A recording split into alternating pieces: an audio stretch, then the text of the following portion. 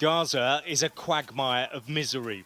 This is Al-Mawasi, one of the so-called safe zones. And as the winter weather sweeps through the camp, children step through the mud to fetch water. Others cook in the open.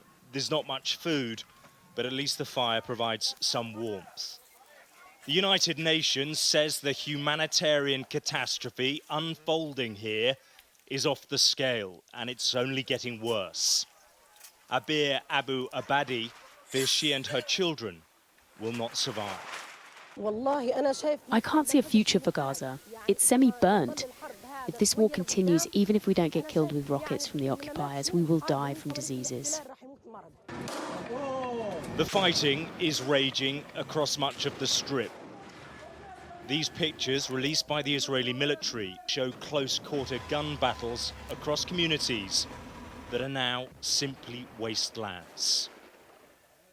Israel's ground offensive inside Gaza appears to be intensifying.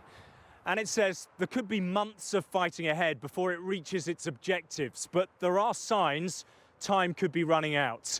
Calls for a ceasefire are growing louder. And even its closest ally, the United States, is warning Israel that it's losing support as the humanitarian suffering worsens and the casualties continue to rise. The trauma and pain of October the 7th is raw. And the Israeli government says international pressure will not stop the war. What to do when the fighting ends is still an unanswered question. But in this interview with Sky News, the Israeli ambassador to the UK ruled out any future Palestinian state. I think it's about time for the world to realize the Oslo paradigm failed on the 7th of October, and we need to build a new one. And in order to build a new one... Does that new one include the Palestinians living in a state of their own? Is that what it includes? I think the biggest question is what type of Palestinians are on the other side? This is what Israel realized on the 7th of October. The answer is absolutely no. So the two-state solution is dead? Why are you obsessed with a formula that never worked, that created this radical people in the other side? Why are you obsessed with that?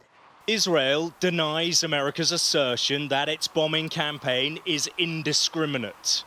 But the number of civilians being killed in Gaza and the damage here tells another story. The sharp words from the US also appear to show that a rift has now opened with Washington, and real pressure to end this war has begun. Alex Rossi, Sky News, on the Gaza border.